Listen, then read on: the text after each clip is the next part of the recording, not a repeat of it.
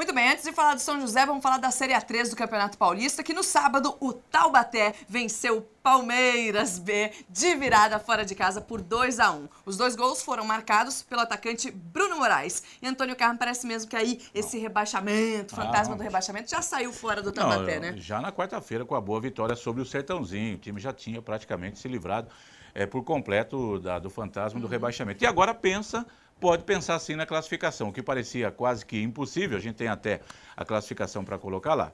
E a troca do técnico aí pro Paulinho McLaren parece que deu uma reanimada Paulinho deu uma chacoalhada mesmo, né? no time nos 2 últimos jogos, mudou bastante, entre aspas, inventou, deu certo, conseguiu fazer com que o time crescesse. E a vitória sobre o Palmeiras, ela foi dramática. O Palmeiras fez 1-0 aos 35 do segundo tempo, o Taubaté empatou logo depois e o Bruno Moraes, artilheiro do time aí, se destacando, conseguiu fazer o segundo gol aos 47. Então o Taubaté tem 22 pontos e ele pega quarta-feira o Novo Horizontino, que também tem 22. Ao contrário da Série A2, Andressa, quando o 8º lugar entrou com 29 pontos, eu acho que na Série A1 não vai dar. Na Série A3 vai ter que ter uns 30 mesmo, porque o 8º colocado hoje já tem 26, ainda faltam 3 jogos, 9 pontos.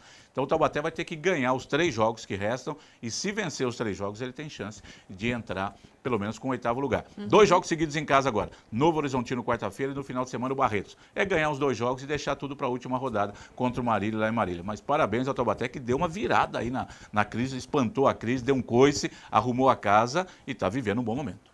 Coisa boa, né? Coisa boa. Vamos falar do Atlético Joseense, que também venceu, aliás, fora de casa. O Tigre do Vale bateu o Flamengo de Guarulhos por 2-0 e segue muito bem aí, firme no G8, né, Carlos? Essa foi a grande vitória dos times do Vale do Paraíba, né? O São José perdeu, o Guará empatou, o Taubaté e o Joseense venceram, mas foi a grande vitória.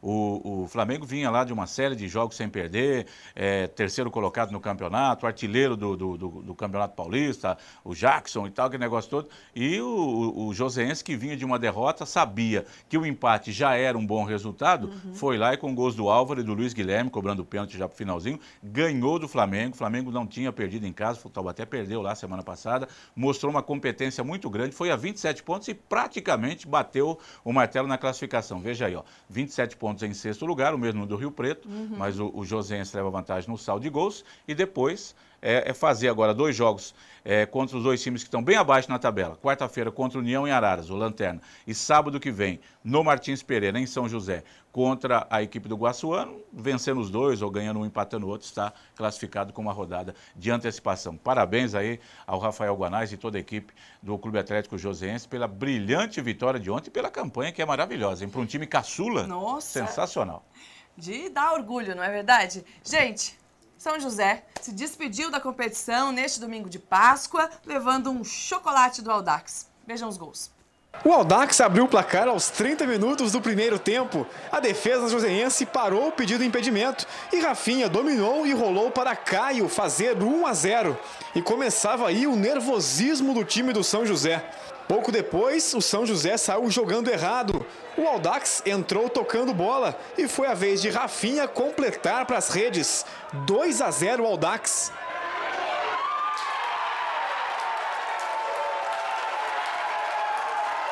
No segundo tempo, o atacante Jô, que havia entrado, foi expulso de campo.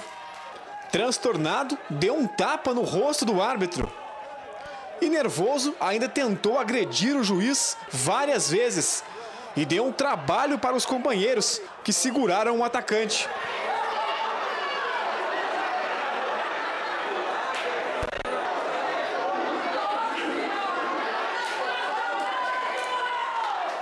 Com um jogador a menos, a partida ficou ainda mais fácil para o Audax. Marcos Vinícius, de primeira, fez 3-0 para o time de São Paulo.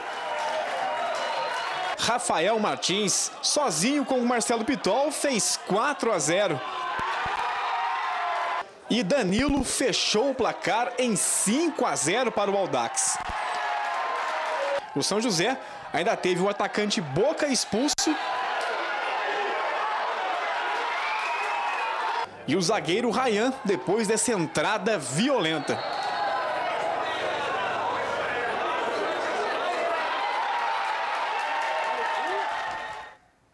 Olha, mais um pouquinho, os jogadores do São José Futebol podiam jogar rugby, né? Nas entradas ali para derrubar o pessoal. E mais um pouquinho ficava sem número legal de jogadores, né?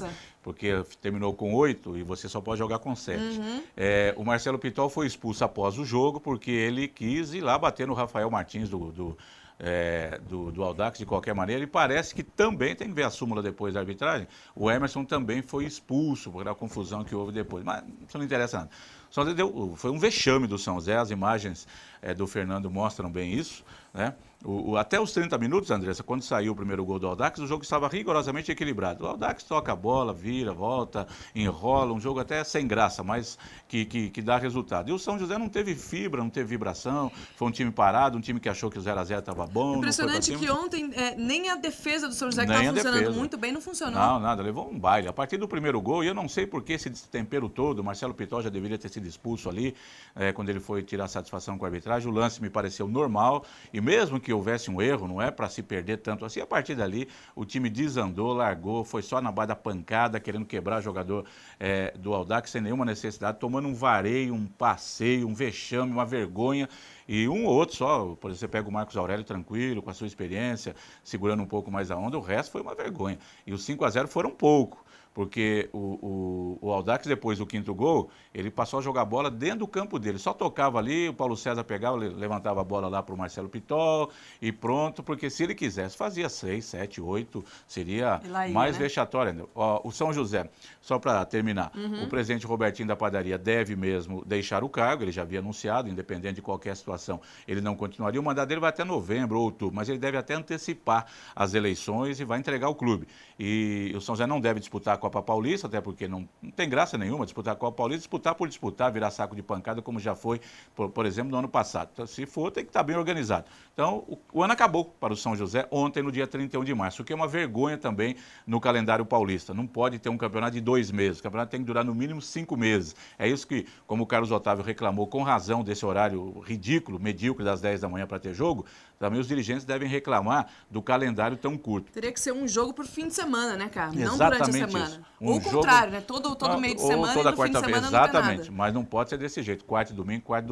E foi uma vergonha o fim do São José para mais um ano fora, sem conseguir o acesso para a Série A. E aí fica mais difícil, né, Carlos? Conseguir investimento, porque muito a credibilidade mais. vai lá embaixo. Aí não tem, você vai vender o que agora? Não tem produto. Vamos jogar o quê? Vamos jogar em janeiro do ano que vem o campeonato. Então, é muito difícil. Então, muita coisa tem que acontecer no São José. Tem muito tempo a gente discutir isso aí para frente, para falar do apoio que o prefeito Carlinhos Almeida está prometendo, para ficar mais sério para o ano que vem, para coisa aí de uma maneira diferente. Tomara que aconteça. Ê, Páscoa, não é? Ó, a gente vai para um rápido intervalo, daqui a pouquinho a gente vai falar do São José Basquete, que foi sensacional jogando contra o Brasília no sábado. A gente volta já.